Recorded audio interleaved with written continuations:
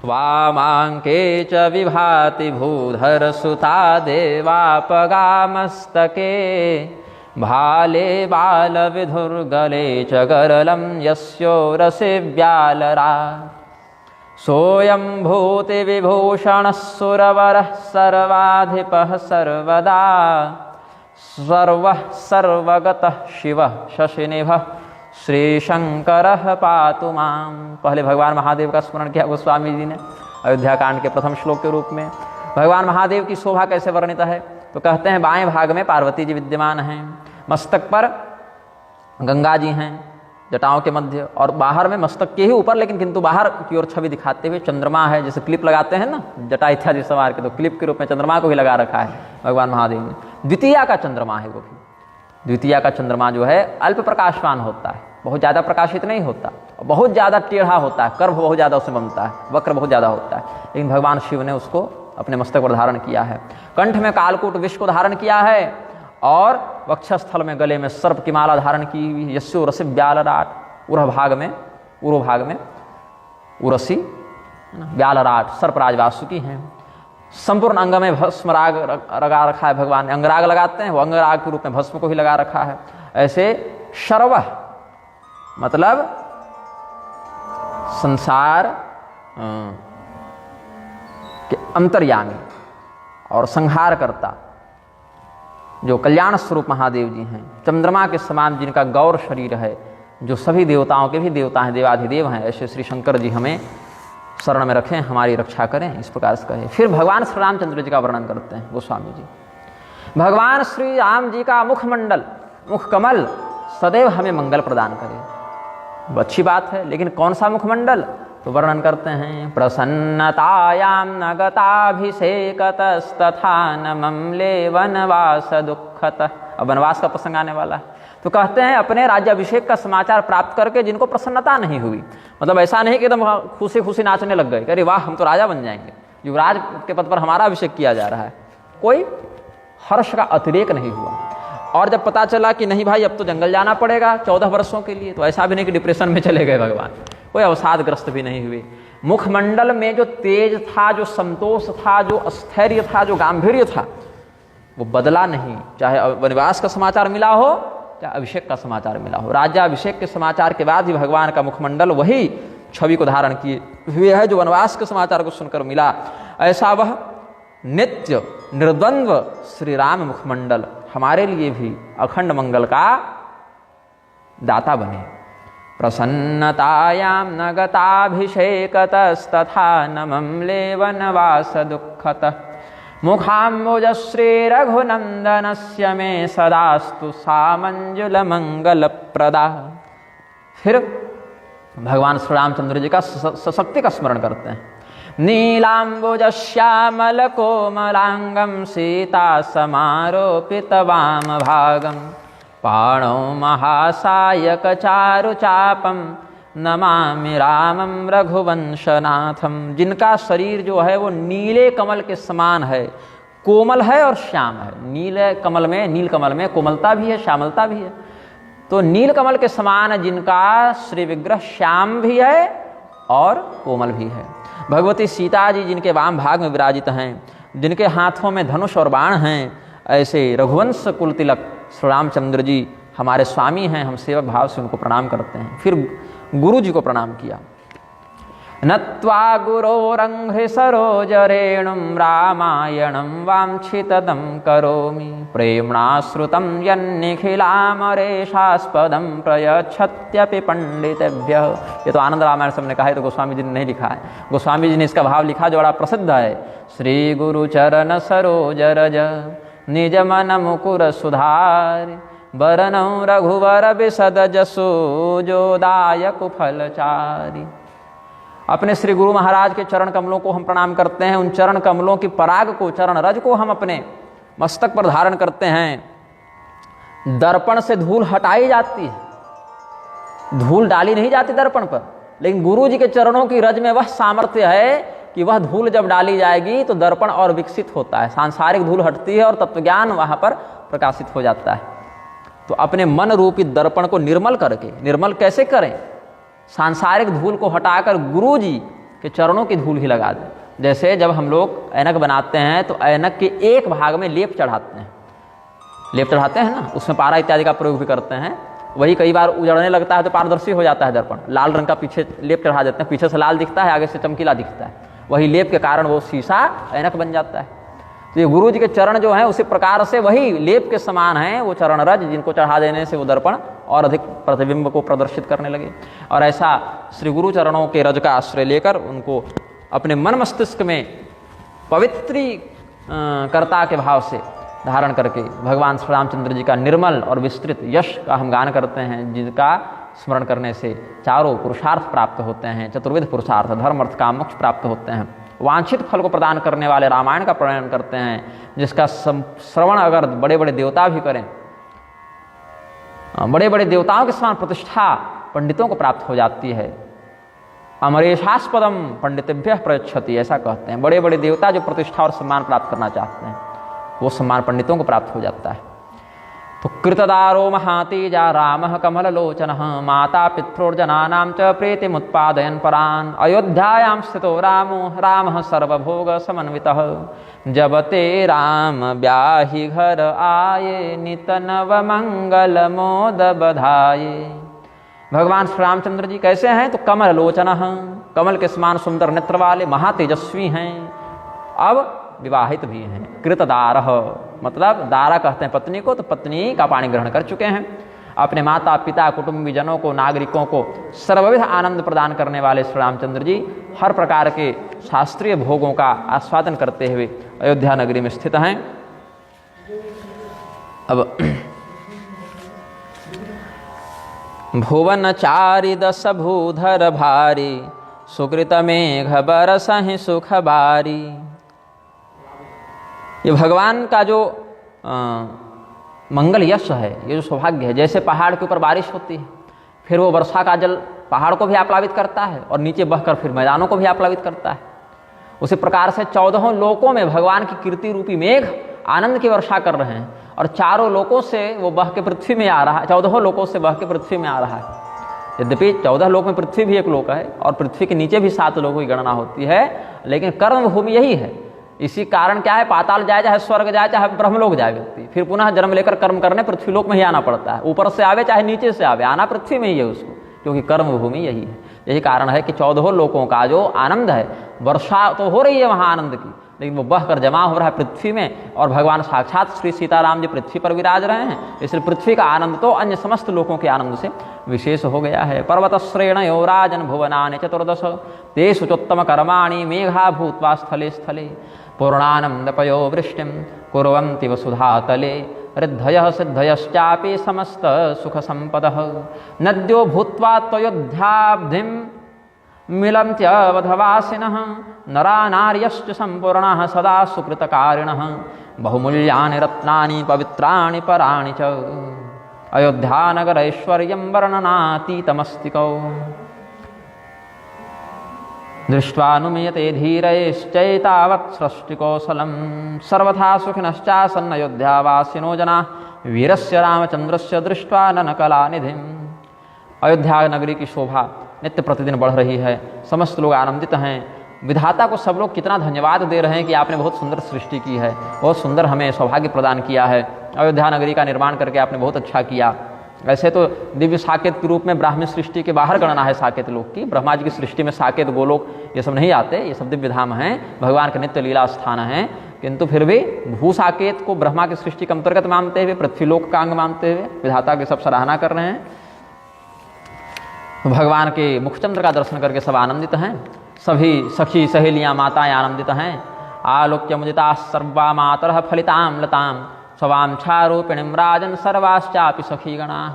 अपने मनोरथ रूपी बेल को फलता फूलता देखकर हमारे बालक कितने प्रसन्न हैं, हमारी बहुएं कितने प्रसन्न हैं, सब कितने बढ़िया से बने हुए रह रहे हैं, ये सब देखकर अपने मनोवांछा रूपी लता में पुष्प इत्यादि को विकसित होता देखकर अपना घर गृहस्थी अपनी बहुत बढ़िया से चल रही है, हर प्रकार का आनंद है, किसी प्रकार का उपद्रव नहीं, ये सब देखकर माताएं सखियां सब आनंद में मग्न हैं।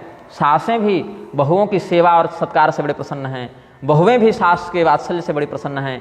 श्री रामचंद्र जी भी माता का प्रेम और पत्नी का प्रेम पाकर आनंदित हैं। राजा दशरथ भी हर प्रकार से आनंदित है, किसी से कोई शिकायत नहीं है, कष्ट नहीं है। श्री रामचंद्र जी का शील गुण ये सब देखकर जो वशिष्ठ जी हैं और राजा दशरथ हैं वो सब भी बड़े प्रसन्न होते हैं। एतैस्तु भैर्युक्तम गुणैरनुपमहि सुतम दृष्ट्वा दशरथो राजा मुनिश्च मुदितो भवत्।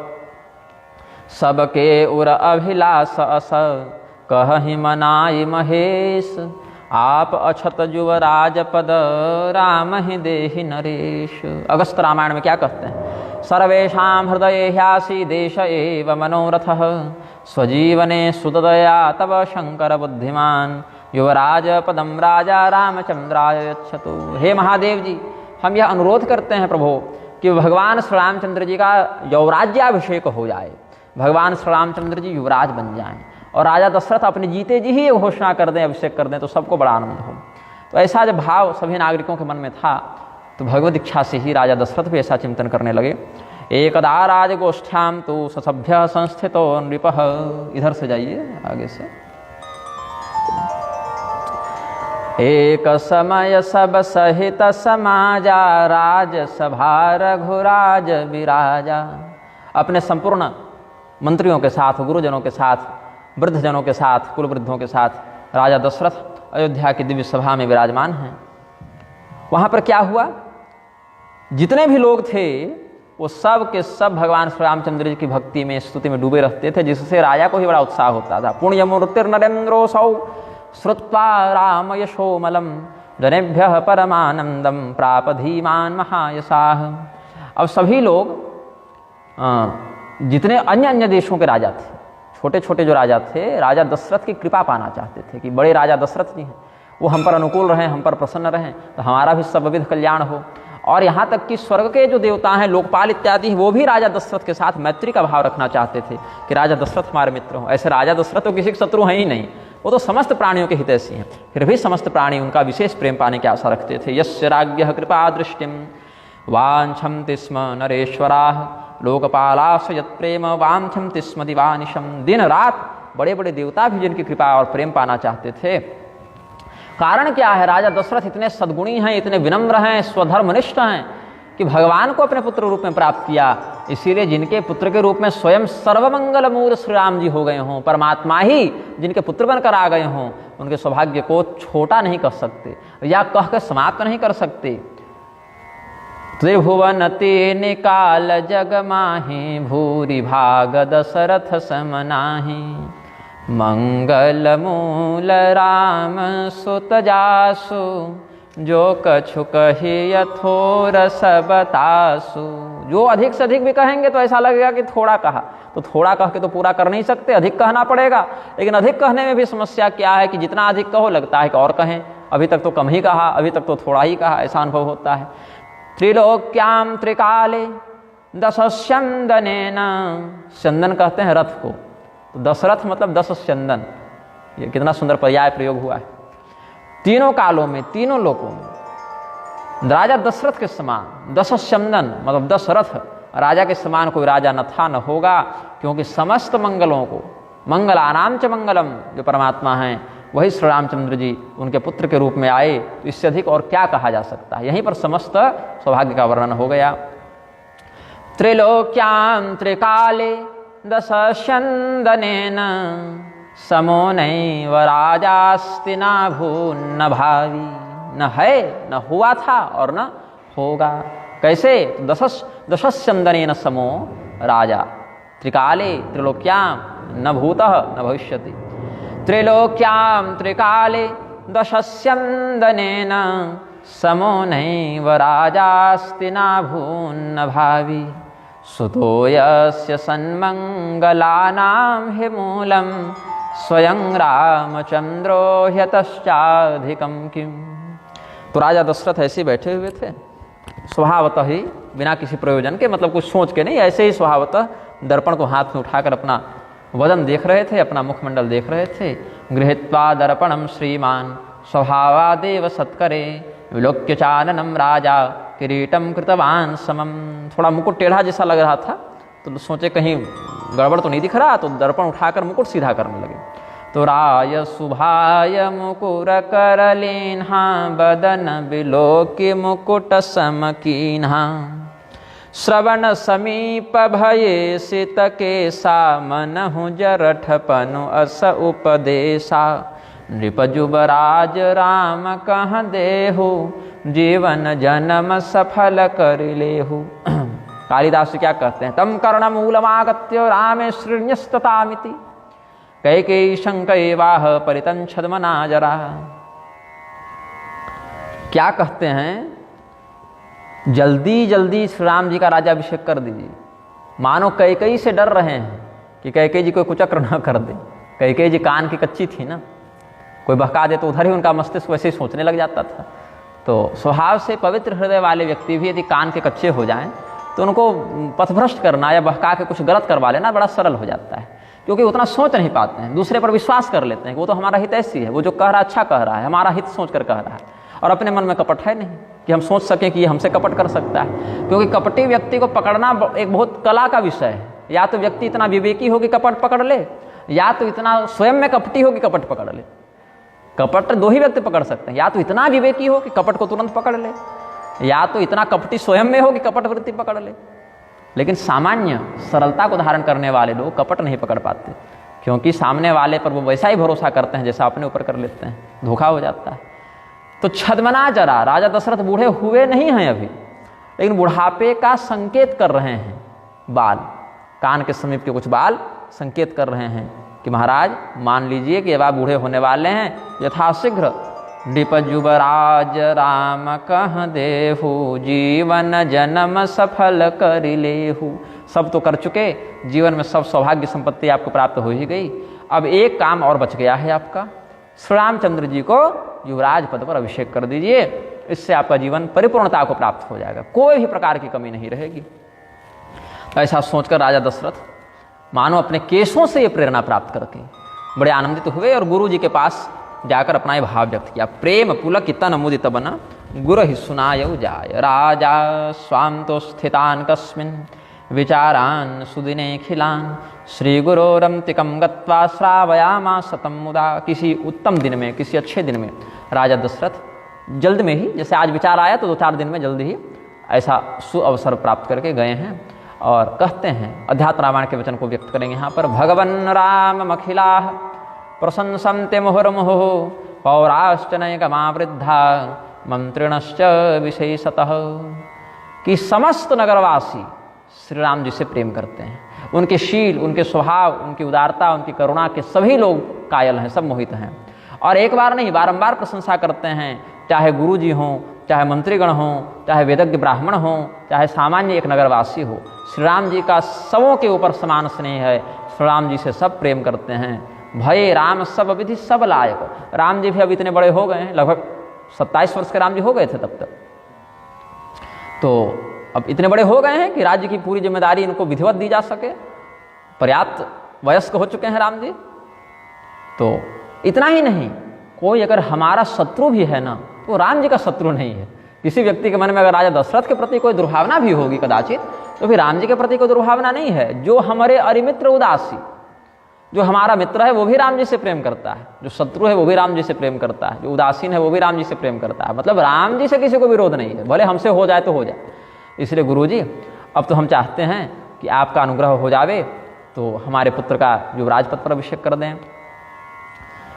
वशिष्ठ रामायण में ये वचन व्यक्त करते हैं, ये धारयन्ति गुरुपादरजः स्वशीर्षे ते कौ विभूतिमखिलां वशयन्ति नूनम् नो मादृशो भुवि बभूव नृपस्तु कश्चिद्यः प्राप्तवान् बहु सुखं भवतोर्हणाद्वै। हे गुरुदेव, भूमंडल में जो प्राणी अपने गुरु के चरणों की रज को माथे पर धारण करते हैं, समझना चाहिए वो गुरु जी का चरण रज माथे पर नहीं लगा रहे, वो ब्रह्मांड का मुकुट माथे पर लगा रहे हैं, रख रहे हैं, सब प्रकार की संपत्ति ऐश्वर्य को अपने अधीन कर रहे हैं। इसीलिए हम समझते हैं कि पृथ्वी का सर्वश्रेष्ठ राजा हम ही हो गए हैं आज। अपनी प्रशंसा के लिए नहीं, आपके जैसे सदगुरु के चरणों को बार बार प्रणाम करना, आपके चरण रजों को मस्तक पर लगाना, ये बहुत बड़ा सौभाग्य है। ये सौभाग्य तो देवताओं को भी दुर्लभ है, इसलिए हम अपने सौभाग्य के कारण अपने आप को श्रेष्ठ मानते हैं। ये राजा दशरथ ने कहा है। मोहि समयहु अनभयउ न दूजे सब पाए मुरज पावन पूजे। तो इस प्रकार से राजा दशरथ ने अपने भाव को व्यक्त किया। तो बहुत प्रेम से गुरु वशिष्ठ ने कहा कि और क्या बात है राजन, आज बड़ी विशेष प्रशंसा कर रहे हैं आप, कोई बात है क्या? बोले एक अभिलाषा है मन में। क्या अभिलाषा है? अब अभिलाष एक मन मोरे, पूजहि नाथ अनुग्रह तोरे, एका ह्यस्य परा प्रीति हृदय संपरिवर्तते, कदा नाम सुतम रक्ष्याम्यभिषिक्तम हम प्रियम। कब हम अपने पुत्र राम को राज सिंहासन पर बैठा हुआ देखेंगे, यही एकमात्र हृदय में हमारी अभिलाषा बच गई है गुरुदेव। तो ये पूर्ण होगी, आपकी कृपा से ये भी अवश्य पूर्ण होगा। बोले हाँ हाँ कोई बात नहीं, पूरी अभिलाषा ठीक से व्यक्त कीजिए, कैसे क्या क्या प्रबंध करना चाहते हैं। वाचानम मुदितम वीक्ष राजानम मुदितम वीक्ष तत्प्रेम सहजम तथा वशिष्ठो मधुरम प्राह स्वास्वयं वद भूपते। मैं आपको अनुमति देता हूँ, खुल के बताइए क्या बात है। राजन रावुर नाम जस सब अभिमत दातार, फल अनुगामी महिपमनि मन अभिलाष तुम्हार। हे राजन, आपका जैसा नाम है और जैसा यश है वही अपने आप में इतना गरिमावान है कि समस्त वस्तुओं को प्रदान करने वाला है। तो आपका जो कोई मनोरथ है वो अपूर्ण रह जाए, ऐसा तो नहीं होना चाहिए। आप बताइए क्या बात है। तो बोले हमको यह भाव बैठ गया है मन में कि जितनी जल्दी हो सके युवराज पद पर राम का अभिषेक कर दूं, और ये अपने जीते जी कर लेना चाहता हूँ। मोहि अछत यह होई उछाहू, लहही लोग सब लोचन लाहू, प्रभु प्रसाद शिव सब निवाही, यह लालसा एक मन माही। अथराज्यो बभूवैव वृद्धस्य चिरजीविनः, प्रीतिरेषा कथम रामो राजा स्यान्मयी जीवती। राजा दशरथ के मन में, वृद्ध दशरथ के मन में, चिरंजीवी राजा दशरथ के मन में। राजा दशरथ उस समय 60,000 वर्ष की अवस्था के हो गए हैं, तो बहुत दीर्घकाल की आयु इनकी हो गई।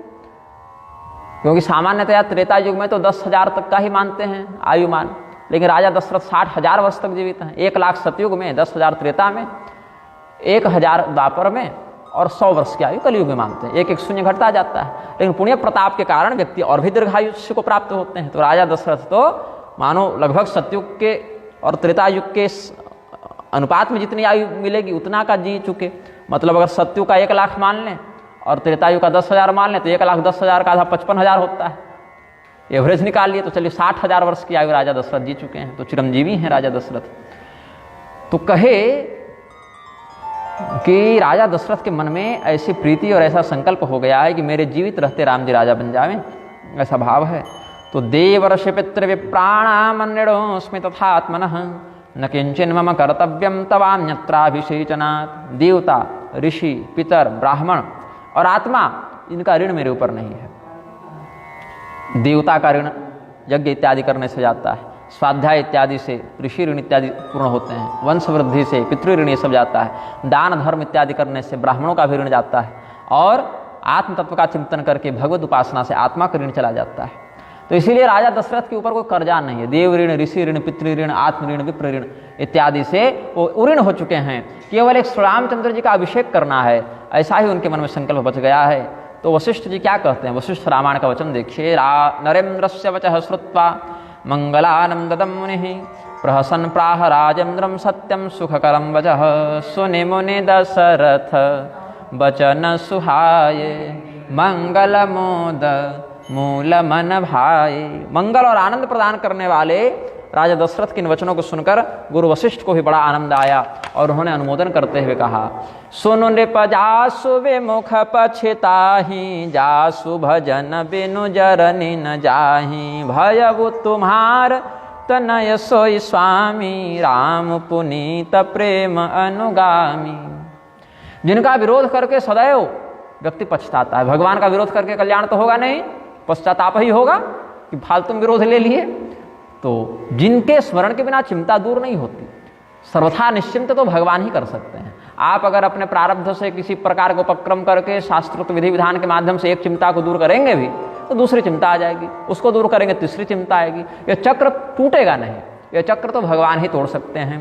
तो जिनके स्मरण के बिना चिंता दूर नहीं होती, जिनसे विरोध करके कोई कुशल नहीं रह सकता, पश्चाताप ही जिसके विरोध से प्राप्त होता है, ऐसे लक्ष्मीपति भगवान ही तुम्हारे पुत्र के रूप में आए हैं। श्री पति हरि ही तुम्हारे पुत्र के रूप में, राघव रूप में यहाँ पर आए हैं, तुम्हारे प्रेम रूपी सागर में तरंग रूप से ये विहार कर रहे हैं। सागर में तरंग होती है ना, प्रेम रूपी सागर में तरंग रूप से, और भगवान स्वयं भी प्रेम सागर हैं। तो पश्चातापम प्रकुर्वन्ति सदा यस्य विरोधिनः विनायत स्मरणं चिंता दूरी भवति नो नृप स एव व्यापक श्रेषो जातस्तत्तनयो हरे साक्षात् राघव रूपेण पवित्र प्रेम सागर। इसलिए देर मत करो, यथाशीघ्र राम जी का युवराज पद पर अभिषेक कर दो। तथेति च स राजानम उक्तवान सर्वविन मुनिः बेग विलंबु न करियन नृप साजिय सबुई समाज सुदिन सुमंगल तब ही जब राम हो ही युवराज। जिस दिन श्री रामचंद्र जी युवराज होंगे उसी दिन सब सुमंगल हो जाएगा, सब सुदिन हो जाएगा। अब आज तो होना नहीं है तो हो कैसे जाए। इन गुरु वशिष्ठ भावितव्यता को ध्यान में रखकर कुछ कह नहीं रहे हैं। गुरु वशिष्ठ जितने निर्भ्रांत निर्द्वंद्व निश्चिंत महात्मा हैं, सब बात खुलकर अगर बता देंगे ना तो आगे को घटना घटित नहीं होगी। इसलिए वशिष्ठ जी, विश्वामित्र जी, देवर्षि नारद ये सब भविष्य की कालगति को भी जान जाते हैं, लेकिन हस्तक्षेप नहीं कर देते। हस्तक्षेप कर देंगे तो घटना चक्र बाधित होने लगेगा ना। इसीलिए त्रिकालदर्शी महात्मा भी गोपनीय ही रखते हैं। प्रकृति जिसको छिपाना चाहती है उसी को साधु लोग भी छिपा कर रखते हैं। तो गुरु का ऐसा समर्थन प्राप्त करके, गुरु जी के समर्थन से युक्त होकर राजा जी आए हैं। महाराज दशरथ अपने महल में आए हैं, अपने नौकरों को बुलाया, मंत्रियों को बुलाया, सुमंत जी को भी बुलाया। महाराज की जय हो, महाराज जी दीर्घायु हो, जय जी, वैसा कह के प्रणाम किया सब लोगों ने। सुमंत्र शनकये प्रायाद यत्र राजावतिष्ठति वर्धयम जय शब्देन प्राणमच्छिरसा निपम। मस्तक झुकाकर सभी लोगों ने राजा जी को प्रणाम किया है। मुदित महेपति मंदिर आये सेवक सचिव सुमंत्र बुलाये कहे जय जेव शीस तिन्ह नाये भूप सुमंगल वचन सुनाये। सुमंगलकारी वचनों को राजा दशरथ ने सुनाया। सुमंगलकारी वचनों से राजा दशरथ का अभिवादन किया है। फिर राजा दशरथ ने उनको भी सुमंगलकारी वचन सुनाया। दोनों ने, इस अर्धाली का दोनों अर्थ लगता है। राजा ने उनको सुनाया सुमंगल वचन और उन्होंने राजा को सुमंगल वचन सुनाया। दोनों ही अर्थ लग जाता है इस चौपाई का। राजा के यश, कीर्ति, आयु इत्यादि की वृद्धि की कामना करके सुमंगल वचन मंत्रियों ने सुनाया, और गुरु जी के यहाँ जो जो बात हुई ये सब कह के राजा दशरथ ने सुमंगल वचन सुनाया। तो क्या कहते हैं, यदिदम मेन रूपार्थम मया साधु सुमंत्रितम भवंतो मेन मन्यमताम कथम वा करवाण्यहम। कि मेरे मन में एक अभिलाषा आई है, तो आप सब सुमंत्र इत्यादि जो मंत्रीगण हैं वो सब हमें परामर्श दीजिए कि इस अभिलाषा में क्या क्या दिक्कत हो सकती है, क्या क्या अच्छाई हो सकती है, कैसे इसको संपादित करना है। तो प्रमोदित मोहि कहे गुरु आजू राम ही राय देहु जुबराजू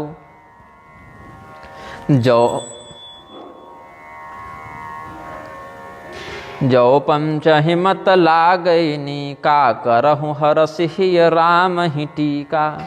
प्रमुदित मोहि कहे गुरु आजू राम ही राय देहु जुबराजू।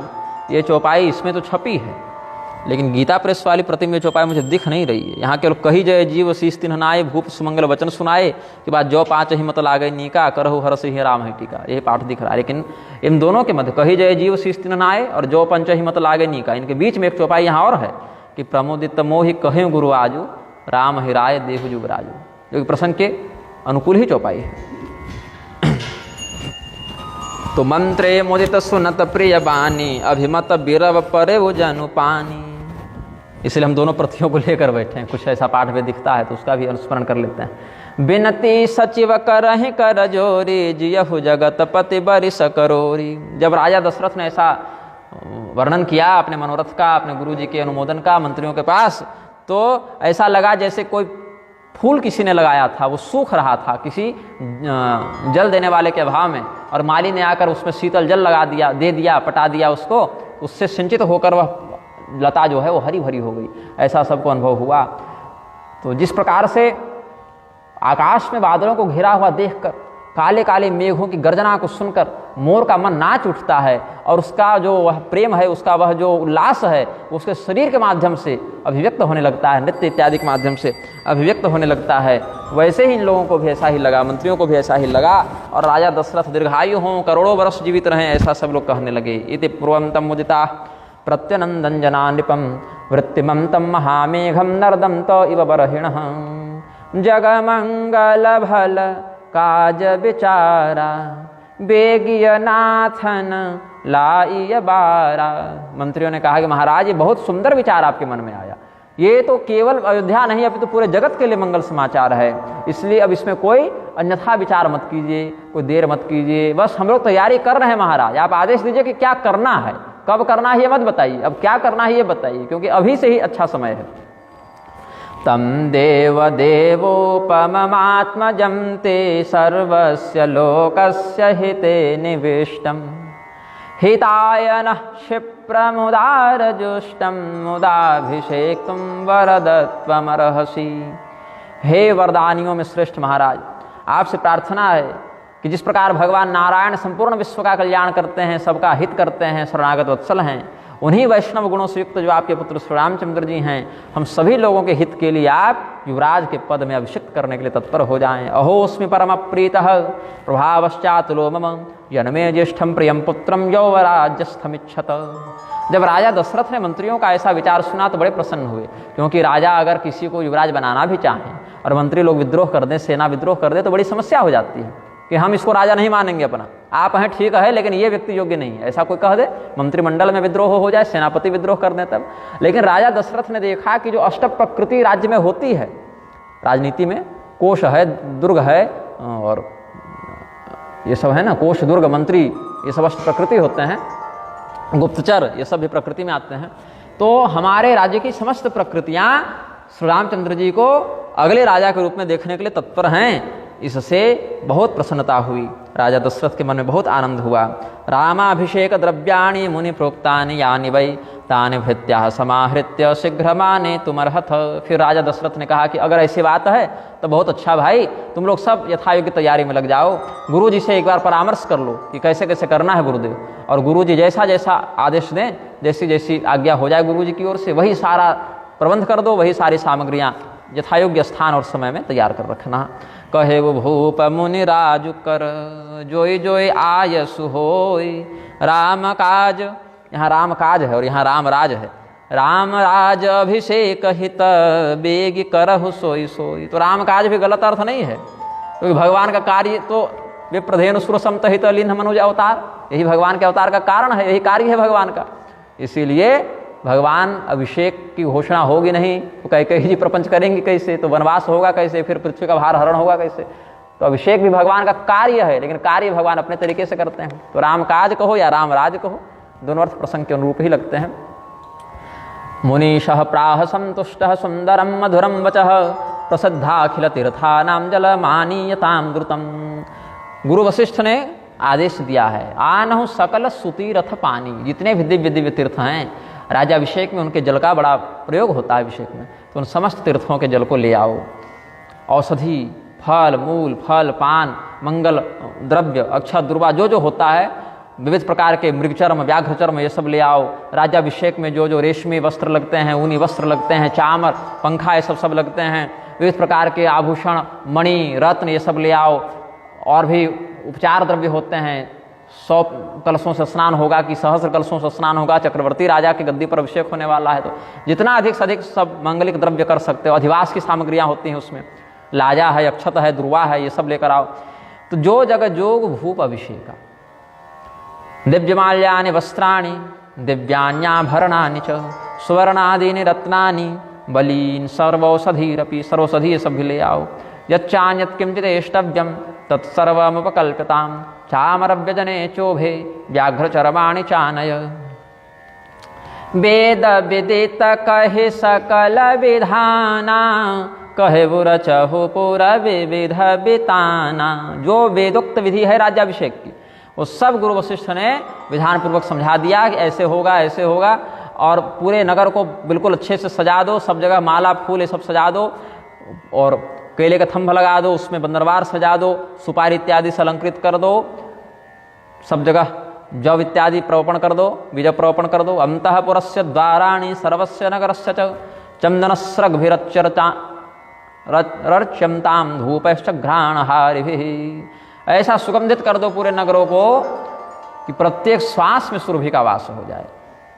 ब्राह्मणाश्च निमंत्रन्तां कल्प्यन्तामासनानि च आबध्यन्तां पताकाश्च राजमार्गश्च सिच्यतां रचहु मंजुमणि चौकई चारु कहु बनावन बेगी बजारू पूजहु गणपति गुरकुल देवा सब विधि करहु भूमि सुर सेवा। गणेश जी का पूजन प्रारंभ कर दो, गुरुजनों का पूजन प्रारंभ कर दो, कुल देवता के पूजन में भी लोग बैठ जाएं, ब्राह्मणों का भी सत्कार प्रारंभ कर दो, बाजारों को तैयार कर दो, विविध प्रकार के बाजारों को और भी अधिक शोभायमान बना दो, संपन्न बना दो। ध्वज पताक तोरण कलश सजहु तुरग नर रथनाग सिरधरि मुनिवर बचन सब निज निज काज ही लाग। उच्छ्रियंताम पताकाश्च, पताके फहरा दो, झंडे फहरा दो। नाना वर्णा समन्ततः, रंग बिरंगे झंडे फहरा दो। तोरणानि विचित्राणि स्वर्णमुत्क्रामयानि वै, सोने के नक्काशी से युक्त तोरण द्वार सजा दो। हस्तस्वर्थ पादाता बहिस्तिष्ठन्तु सायुधाः, हाथी घोड़े और पैदल सैनिकों को जगह जगह नियुक्त कर दो ताकि कोई भीड़ में उपद्रव न करे, कोई आक्रमण न हो जाए। बड़ा काम है ना, सुरक्षा व्यवस्था एकदम दृढ़ कर दो। नगरे यानि तिष्ठन्ति देवतायतनानि च, हमारी अयोध्या में जितने मंदिर हैं सबों में विशिष्ट पूजा को प्रारंभ करवा दो। मतलब रोज तो पूजा हो ही रही है, लेकिन उत्सव वाली विशिष्ट पूजा कर दो। अब बताइए, सरकार आजकल कॉरिडोर के नाम पर पुरातन देवालयों को तोड़वा देती है, सड़क बनवा देती है, विकास कर रहे हैं नाम पे, सड़क अगली बरसात में धंस जाती है। ऐसा नहीं, उन देवताओं की पूजा नियमित हो और उत्सव में तो और विशेष पूजा हो, ऐसा प्रबंध राजा को करना चाहिए ना, वही कर रहे हैं। तो जिस प्रकार से महर्षि वशिष्ठ आदेश देते थे, वामदेव जाबाली ये सब आदेश देते थे, वो सारा का सारा कार्य बिल्कुल तत्परता के साथ प्राथमिकता में रखते हैं कि बाकी काम तो हो ही रहा है, लेकिन गुरु जी ने जो कहा उसको पहले कर दो, ऐसा तत्पर भाव, ऐसी तत्परता दिखाते हुए वो सब सेवक गण मंत्रीगण लग गए। तथैव चक्रुस्ते सर्वे वशिष्ठाज्ञानुसारिणः, वशिष्ठ मुनि की आज्ञा के अनुसार सब लोग अपना अपना कार्य करने लगे। वशिष्ठ रामायण में कहते हैं, साधु ब्राह्मण देवानां करोत्यर्चां महीपतिः कल्याणार्थां हि रामस्य शुभ कर्म करोति च। विप्रसाधु सुर पूजत राजा करत राम हित मंगल साजा। देवताओं की, साधुओं की, ब्राह्मणों की राजा दशरथ ने खूब पूजा की। श्री रामचंद्र जी का कल्याण हो, शुभ हो, ऐसी मंगल कामना करने लगे। अब सुनत राम अभिषेक सुहावा बाजग हागह अवध बजावा। रामाभिषेक वृत्तांतम श्रुत्वा अयोध्यापुरे शुभे। श्वेत केतु रामायण में कहते हैं कि रामाभिषेक वृत्तांतम श्रुत्वा अयोध्यापुरे शुभे वाद्यानाम घनघोरस्तु शब्दो जातः सुखप्रदः। घनघोर वाद्य यंत्र बजने लगे, शब्द जो है उस वाद्य यंत्र का वो आकाश व्याप्त हो गया, सबको बड़ा सुख हुआ। अयोध्या नगरी में अभिषेक हो रहा है, लेकिन उत्साह ब्रह्मांड में हो रहा है, ऐसा लगा। लेकिन ये वाला उत्साह कुछ लोगों को खटकने लगा। ये उत्साह जो है सब लोगों को, स्वर्ग में भी उत्साह है कि भगवान का अभिषेक हो रहा है, लेकिन उस उत्साह के साथ साथ एक चिंता भी है, एक शोक भी है। तो राम सीय तन सगुन जनाये फर कहीं मंगल अंग सुहाये। भगवान श्री राम जी के शरीर में, सीता जी के शरीर में भी शुभ सगुन होने लगे, फरकने लगे अच्छे अच्छे शास्त्रोक्त अंग। यहाँ पर भी अभी तक किसी को संदेह नहीं हो पा रहा है कि आगे गड़बड़ हो सकती है, सगुन तक अनुकूल चल रहे हैं। राम सीता शरीरेषु शुभानि शकुनानि च अभवश्च तदंगानि प्रस्फुरन्ति शुभानि। पुलक सप्रेम परस पद कहहीं भरत आगमन सूचक अहि। अच्छा, भरत जी को भी नहीं निमंत्रण दिया राजा जी ने।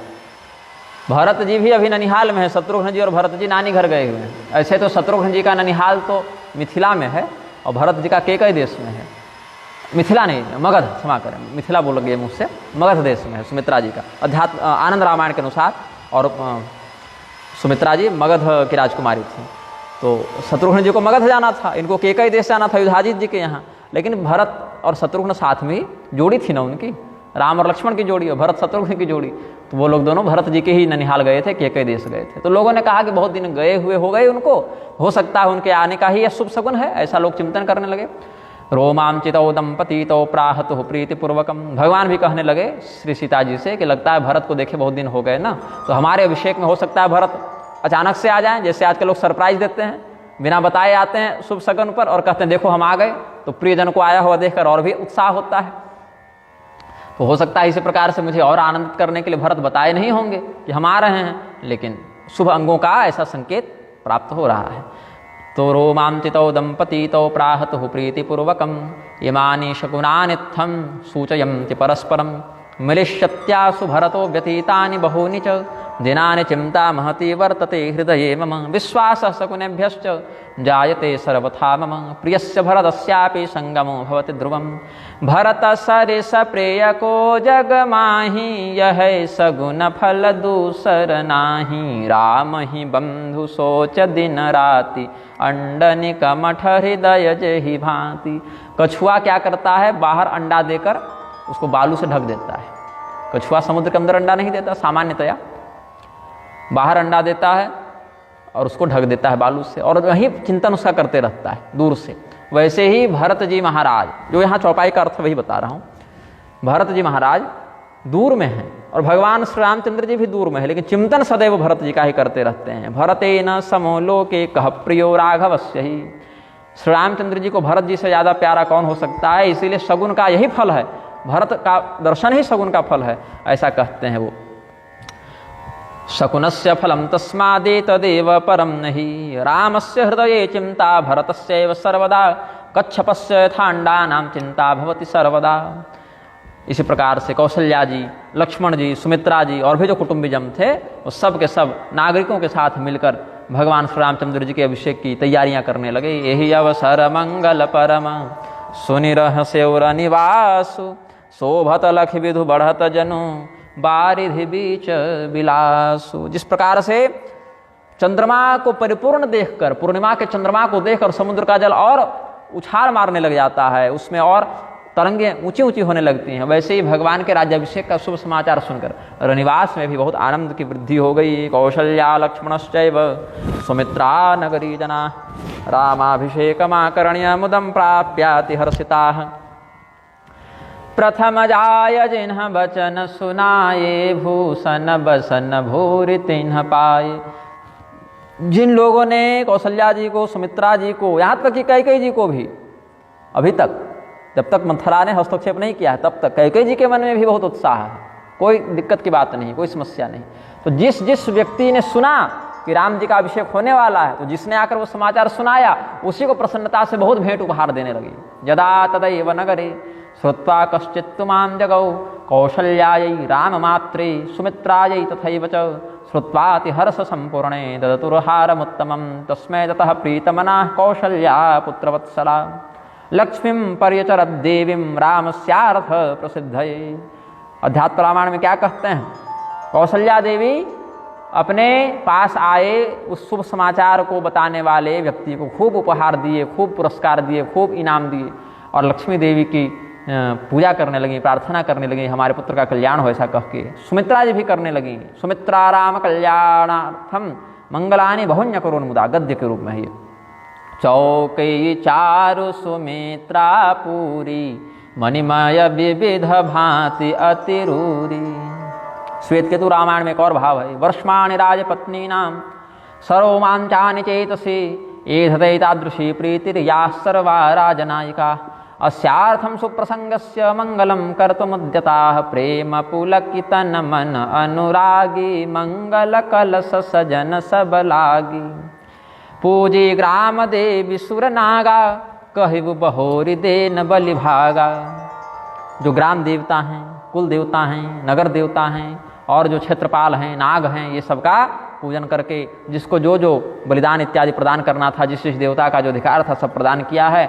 और जिस प्रकार से राम जी का कल्याण हो इसी प्रार्थना के साथ, ऐसा ही आप करें, ऐसी कृपा करें, इसी प्रार्थना के साथ सबकी पूजा की गई है। मंगल रामायण का भाव बताए हैं गोस्वामी जी। ग्राम दिव्या सुराणाम तो शेषनागस्य पूजनम चकारानंद युक्ता सा कौशल्या प्राह निर्जनान पुनर्बलिं प्रदास्यामि वरश्चायं प्रदीयताम श्री रामचंद्र कल्याणम भवत्वेवं निवेदनम। हम यह निवेदन करते हैं कि श्री रामचंद्र जी का कल्याण हो, हम यह निवेदन करते हैं कि श्री रामचंद्र जी की वृद्धि हो, श्री रामचंद्र जी का मंगल हो, ऐसा कल्याण करते हैं, कल्याण की कामना करते हैं। गावहि मंगल कोकिल बयनी विबुध बदनि मृग शावक नयनी चंद्रानना स्त्रियो रम्या गीतम गायन्ति सुस्वरम। चंद्रमा के समान जिनका मुखमंडल,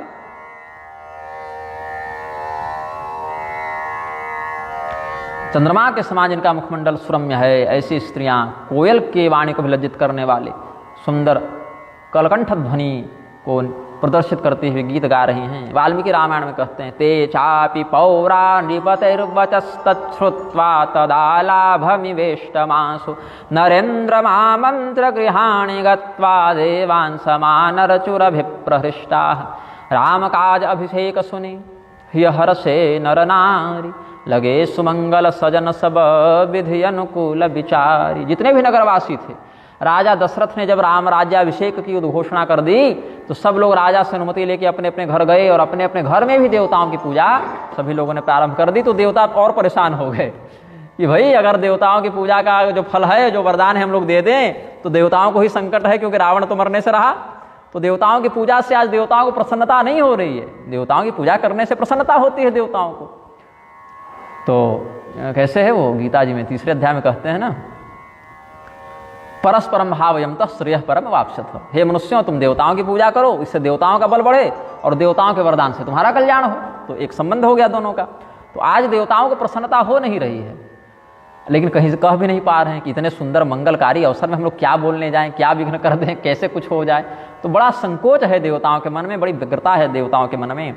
रथमारुह्य भगवान वसिष्ठो मुनिसत्तमः स्वयं जगाम भवनम राघवस्याति शोभनम। फिर राजा दशरथ जी ने गुरु वशिष्ठ को निमंत्रण भेजा कि गुरु जी अब आकर सारा मार्गदर्शन आप संभालिए, अब महल में ही कुछ दिन आप रहिए, जब तक ये सारा कार्य चल रहा है आश्रम से यहीं आ जाइए, हमारे ही घर आ जाइए।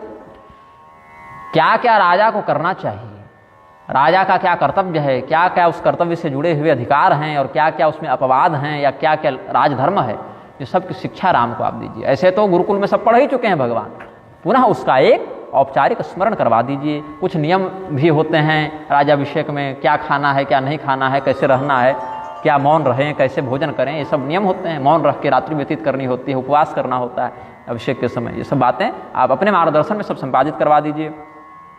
गुरु जी आ गए सोने के रथ पर आरूढ़ होकर। राजा दशरथ ने अपना रथ भेजवा दिया था गुरु जी को लाने के लिए। अभी भी चेला लोग गाड़ी भेज देते हैं ना गुरु जी के लिए, तो राजा दशरथ भी अपना रथ भिजवा दिए थे। गुरु जी को रथ पर लाया गया।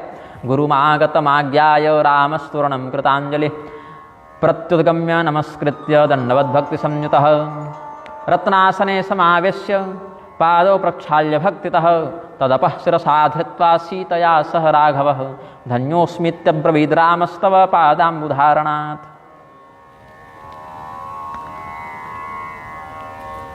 भगवान श्री रामचंद्र जी जब देखे कि गुरु जी हमारे घर आए हैं तो सीता जी को कहा कि गुरु जी के सत्कार के लिए सब तैयारी कर लीजिए। सीता जी ने स्वर्णमय कलश में जल इत्यादि प्रस्तुत कर दिया, चंदन फूल माला आरती गुरु जी के स्वागत के लिए सब तैयार कर दिए। फिर श्री रामचंद्र जी और सीता जी दोनों, अब तो नए बहू नहीं रहे ना, अब तो 12 साल हो गया विवाह को, भगवान 12 साल रहे हैं, तब तो बड़ी बहू हैं तो सारा कार्य यही देख रही हैं प्रधानता से। अब तो कोई बहुत ज़्यादा नई बहू के समान संकोच की बात नहीं है, सब काम साल 2 साल के बाद तो सब अभ्यस्त हो जाते हैं घर में। 18 वर्ष की हो गई हैं सीता जी, राम जी 27 साल के भी हो गए हैं, तो अब सब कुछ अपने से ही कर रहे हैं वयस्क की भांति। तो 16 भांति पूज सन्मान 16उपचार से पूजन किया है गुरु वशिष्ठ का, विधिवत एकदम राजोचित सत्कार के साथ। फिर भगवान वशिष्ठ के चरणोदक को मस्तक पर धारण किया, सीता जी ने भी मस्तक पर गुरु जी के चरणोदक को धारण किया। और कहते हैं सीतया सह राघव, क्या किए सीता जी के साथ, तदपः शिरसा धृत्वा गुरु जी के चरणोदक को मस्तक पर धारण किया। मैं धन्य हुआ गुरुदेव आपके चरण कमलों का जल पाकर, चरणोदक पाकर, ऐसा कहते हैं। सेवक सदन स्वामी आगमनु मंगल मूल अमंगल दमनु। आप जैसे स्वामी का हम जैसे सेवक के घर आना हुआ तो हमारे समस्त अमंगल नष्ट हो गए, हमारा हर प्रकार से मंगल हुआ। बृहस्पति जी का वचन है ना, दासस्य भवने विद्वन गुरोरागमनम मुने मंगलानाम महन्मूलम कल्मषध्वंसकम तथा। विद्वान सद्गुरु हों और शिष्य के दास के घर आ जावें तो समस्त मंगलों का वहीं पर स्थापन हो जाता है, समस्त पाप नष्ट होते हैं, ऐसा समझना चाहिए। तो ऐसे तो तथापि नाथ सप्रेम सतिकार्ये महत्यपि आह्वान करणम योग्यम दासस्य हितकारिणः। होना क्या चाहिए कि गुरुजी आप आदेश देते हमें कि राम आश्रम आ जाओ, कुछ बात करनी है, तो मैं स्वयं आपके पास उपस्थित हो जाता। लेकिन अपनी महिमा छोड़कर, अपना वो जो एक गुरु जी का एक पद है, गरिमा है, उसको छोड़कर आप स्वयं हमारे यहाँ कष्ट करके आ गए। नहीं तो आप चाहते तो वहीं आदेश देकर हमको बुला लेते कि आओ जी थोड़ा एक निर्देश देना है, आज कुछ बताऊंगा तुम्हें, तो मैं स्वयं आपके यहाँ उपस्थित हो जाता, हम ही आपके यहाँ आ जाते, आपको उतना कष्ट करके यहाँ नहीं आना पड़ता। लेकिन आप आए, आपकी कृपा है। तो तथापि नाथ सप्रेम सति कार्य महत्यपि आह्वान करणम योग्यम दासस्य हित कारण, वशिष्ठ रामायण में कहते हैं ये बात। तदपि उचित अस बोल सप्रेते पठैह नाथ काज असनीति। लेकिन फिर भी आपने यहाँ जो पधारा, अपनी प्रभुता छोड़कर आपने हम पर कृपा की, इससे आज हमारा घर धन्य हो गया। अब आप आदेश दीजिए ये सेवक आपकी क्या सेवा करे। राम जी इतना सुंदर कहते हैं। सुतीक्ष्ण रामायण का भाव यहाँ गोस्वामी जी कहे हैं। स्वकीयाम प्रभुताम त्यक्त्वा स्वागमात् प्रेम दर्शितम, स्वागमात् ठीक है, अपने आगमन से प्रेम का प्रदर्शन किया।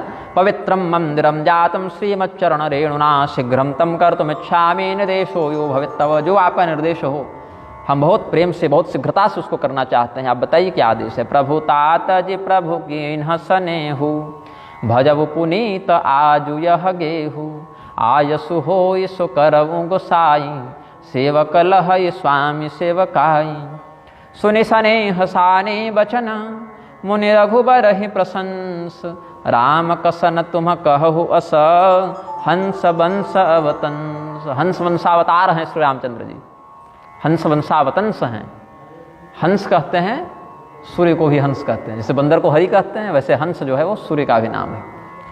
वंश मतलब कुल खानदान, तो हंस वंश अवतंस, कितना सुंदर साहित्यिक प्रयोग किया है। सागरद्वीपी ब्राह्मण भी हंस वंशावतंस ही होते हैं सूर्यवंशी होने से। प्रेम पूर्णम वचश्चित्तम श्रुत्वा रामम प्रशस्य च कथम श्यान्न मुनि प्राह राम त्वम कुल दीपक। अपने कुल के दीपक, अपने कुल की प्रतिभा को और निखारने वाले हे राम, तुम तो इतने सद्गुणी हो, इतने विनम्र हो, इतने शीलवान हो कि तुम तो ऐसा कहोगे ही। तो गुरु जी ने राम जी की प्रशंसा की, राम जी ने गुरु जी की प्रशंसा की। गुणान प्रशस्य रामस्य प्रहसन मुनि रब्रवीत। राम जी के गुण का वर्णन करके गुरु जी मुस्कुराए, बोले राज्ञा दशरथेना हम प्रेषितोऽस्मि रघुद्भव त्वामामंत्रयितुं राज्येशोऽभिषेक्षति राघव। कि हमारे आने का यहाँ विशेष कारण है।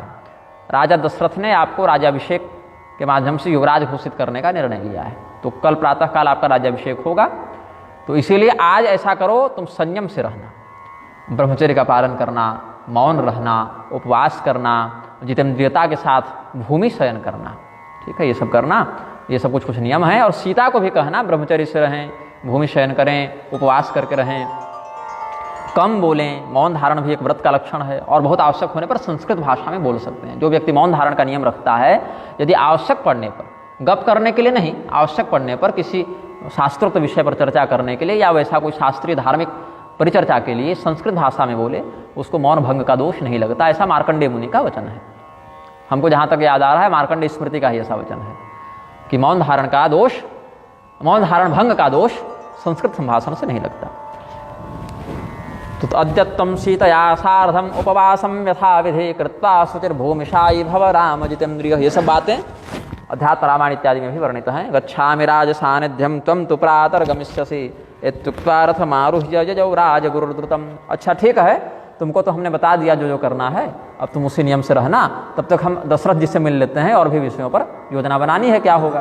तो गुरु से सदे रावु पह गयवु राम हृदय अस विषमय भयवु। राम जी थोड़े विस्मित हुए। भ्रातृत्व को प्रदर्शित करने के लिए भाइयों के बीच में क्या सौहार्द होना चाहिए, इसको प्रदर्शित करने के लिए ये विस्मित हुए हैं। देखिए इसका एक और कारण है। जहाँ तक हमको याद आ रहा है, कौशिक रामायण में ये कथा है। श्लोक मुझे भी स्मरण नहीं आ रहा है, लेकिन वो श्लोक मैंने रखे हुए हैं अपने पास। बात है कि राजा दशरथ का जब विवाह हो रहा था कैकेयी जी से, तो उनके पिता ने, कैकेयी जी के पिता ने यह वचन लिया था। एक तो कैकेयी जी से राजा दशरथ आसक्त भाव से विवाह किए हैं, बहुत सुंदर थी, तो उनके प्रति इनका हृदय अनुरक्त हो गया। तो उन्होंने कहा मैं विवाह करूंगा इससे। तो युधाजित थे ना, नाना भरत के युधाजित थे, जहाँ तक हमको स्मरण आ रहा है। तो उन्होंने कहा कि आपका तो विवाह हो चुका है, कौशल्या जी से विवाह हो ही चुका है, तो हमारी पुत्री जब जाएगी आपकी पत्नी बनकर, तो इसका पुत्र तो राजा बन नहीं पाएगा।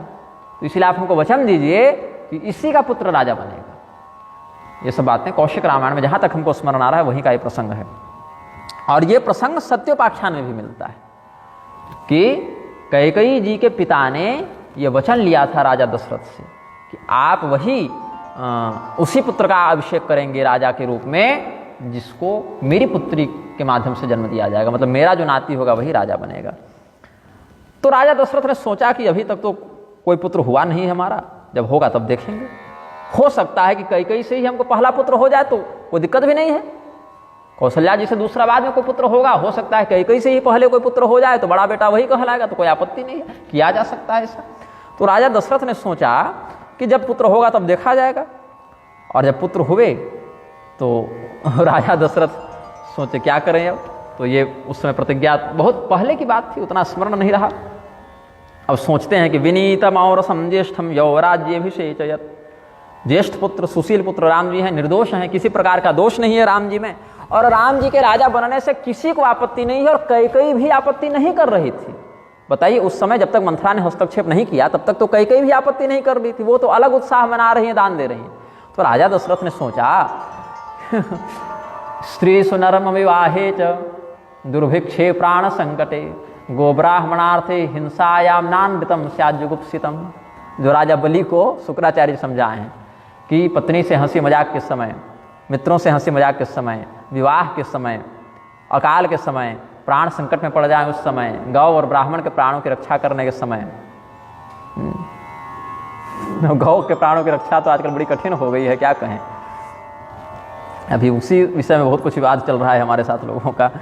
तो उस समय झूठ बोलना निंदनीय नहीं माना जाता, हालांकि झूठ ही कहलाएगा, वो भी ऐसा नहीं है कि सत्य कहला जाएगा, धर्म कहला जाएगा, ऐसी बात नहीं, लेकिन निंदनीय नहीं कहलाएगा। नानृतम स्यात् जुगुप्सितम, उसको उतना घृणित नहीं मानते। तो कहते हैं विवाह के समय बोले थे झूठ, तो नानृतम स्यात् जुगुप्सितम के आधार पर वो झूठ भी निरस्त हो जाएगा, कोई अधिक महत्वपूर्ण बात नहीं है वो।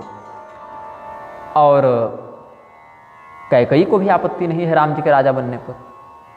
अगर कैकेयी आपत्ति करती तो सोचते भी कि आपने कहा था कि मेरा पुत्र राजा बनेगा तो कौशल्या के पुत्र का अभिषेक कैसे कर रहे हैं।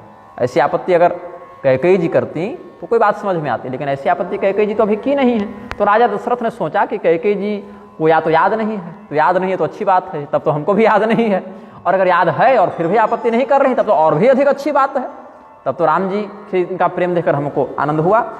तो ये सब पूर्व प्रतिज्ञा को स्मरण नहीं कर पाने के कारण भगवान श्री राम जी चिंतन करते हैं अनुज बिहाई बड़े ही अभिषेक को। हमारे पिताजी संकल्प लिए थे कि छोटे का अभिषेक करेंगे, और मेरे छोटे भाई को छोड़कर यहाँ तक कि उसको बताए भी नहीं है मेरे छोटे भाई को भरत को, और मेरा अभिषेक कर रहे हैं। तो राम जी इस प्रकार का चिंतन कर रहे हैं। मंगल रामायण का ये भाव, ये सब कुछ भाव मंगल रामायण में भी हैं जो गोस्वामी जी ने वहाँ से ग्रहण किया है। एकस्मिन् समये जन्म जातम भ्रातृगणस्य च भोजनम शयनम केलिः समं बाल्ये भवत्सदा कर्णवेधोपवीते च विवाहान्ताश्च सोत्सवाः जाताः समं समं सर्वे रामो मनसि दुःखितः त्यक्त्वानुजान् प्रियान्नाहं राज्यमिच्छामि पुष्कलं पश्चात्तापः प्रभोरित्थं भक्तानां मनसि स्थितं कौटिल्यं हरतु क्षिप्रं मंगलम च प्रयच्छतु। भगवान की हर लीला से जुड़ा हुआ एक मंगल सूचक स्तोत्र, मंगल की कामना वाली स्तुति मंगल रामायण में है। तो यहाँ पर क्या कहते हैं, हम सभी भाइयों का जन्म एक ही माध्यम से हुआ, एक ही साथ हुआ। हम लोग साथ साथ खाते सोते खेलते, कर्णवेद भी साथ ही हुआ, जनेऊ इत्यादि भी साथ ही हुआ, और हम लोग गुरुकुल भी साथ ही पढ़ने गए, विवाह इत्यादि तक सब हम लोग का साथ साथ ही होता है। और अभी जब राज्याभिषेक की बात हुई तो विमल बंसयः अनुचित एको अनुज बिहाई बड़े ही अभिषेकु। ये तो बहुत गड़बड़ बात हो गई कि छोटे भाई को छोड़कर बड़े का अभिषेक हो रहा है। इसमें ये चौपाई में पाठभेद और मिलता है, बंधु बिहाई बड़े ही अभिषेकु, ये पाठभेद मिलता है, बंधु बिहाई बड़े ही अभिषेकु। लेकिन सभी बंधु तो राम जी से छोटे हैं, इसलिए यहाँ जो पाठ लिखा अनुज बिहाई बड़े ही अभिषेकु, वे गलत पाठ नहीं है।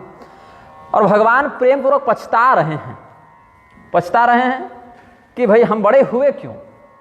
अगर हम बड़े नहीं होते, भरत ही बड़े होते, तो आज भरत का राज्याभिषेक होता और हमको ज़्यादा प्रसन्नता होती, ये भगवान मान रहे हैं। तो गोस्वामी जी भी यहाँ पर यही कहे, हरहु भगत मन की कुटिलाई कौटिल्यम हरतु क्षिप्रम मंगलम च प्रयच्छतु। भगवान का यह जो भ्रातृ प्रेम है, यह जो उदारता है भाइयों के प्रति, वो हमारे मन की कुटिलता का नाश करे, क्योंकि भाई भाई में झगड़ा यही कुटिलता के चक्कर में होता है। और ये कुटिलता ही जब नष्ट हो जाएगी तो भाई भाई में प्रेम बढ़ेगा, लोग पर लोग सब संवरेगा।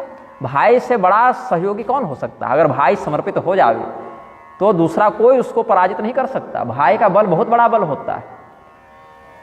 पूरे संसार में कोई साथ खड़ा ना हो, लेकिन भाई अगर खड़ा होकर कह दे कि हम हैं साथ में, तो बहुत बड़ा बल मिल जाता है व्यक्ति को। तो भगवान का यह जो प्रेम है भाइयों के प्रति, वह अगर सबों में हो, अब उतना तो संभव नहीं है भगवान बनना, लेकिन जितना युग धर्म के अनुरूप न्यूनतम प्रेम होना चाहिए, मतलब भाई के सुख को अपना सुख समझे, भाई के दुख को अपना दुख समझे, भाई की वृद्धि को अपनी वृद्धि समझे और भाई के घाटे को अपना घाटा समझे, इतना तो कम से कम हो न्यूनतम में। तो उस घर में बड़ा सा बड़ा संकट भी आवे तो सरलता से व्यक्ति उससे पार चला जाता है। इसी समय लक्ष्मण जी आए, तेहि अवसर आये लखन मगन प्रेम आनंद, सन्माने प्रिय बचन कहे रघुकुल कैरवचंद। रामोपि लक्ष्मणं दृष्ट्वा प्रसन्निदमब्रवीत्, सौमित्रेयोव राज्ये में स्वभिषेको भविष्यति, निमित्त मात्र में वाहम करता भोक्ता त्वमेव ही। राम जी कहते हैं देखो लक्ष्मण, भरत तो है नहीं, शत्रुघ्न तो है नहीं, अगर वो होते तो हम तो पिताजी कहते कि आप जैसे सारा काम भाइयों का साथ में किए, अभिषेक भी सबका साथ में कीजिए। और भगवान इस अभिलाषा को पूर्ण भी किए। देखिए कैसे भगवान ने दशरथ जी के इस वचन को भी झूठा नहीं साबित होने दिया, क्योंकि ठीक है भरत जी गद्दी पर नहीं बैठे, लेकिन भगवान श्री रामचंद्र जी ने भरत जी को ही राजा के रूप में मान्यता देते हुए वनवास गमन किया है कि नहीं, वचन तो दोनों हैं तो दोनों मान्य होंगे, हम वनवास जाएंगे भरत राजा बनेंगे। वो तो भरत जी की महानता है कि उन्होंने स्वीकार नहीं किया। राम जी ने तो अपनी ओर से छोड़ ही दिया अधिकार 14 साल के लिए, तो भरत जी की उदारता है कि उन्होंने कहा नहीं नहीं ये तो बहुत अनीति हो जाएगी। तो भगवान ने तो अपनी ओर से दिया, पिताजी के वचनों को झूठा नहीं होने दिया। और भरत जी के दोनों पुत्रों का, पुष्कल इत्यादि पुत्र थे शायद भरत जी के, जहाँ तक याद आ रहा है, उनका अभिषेक भी किया स्वतंत्र राज्यों में।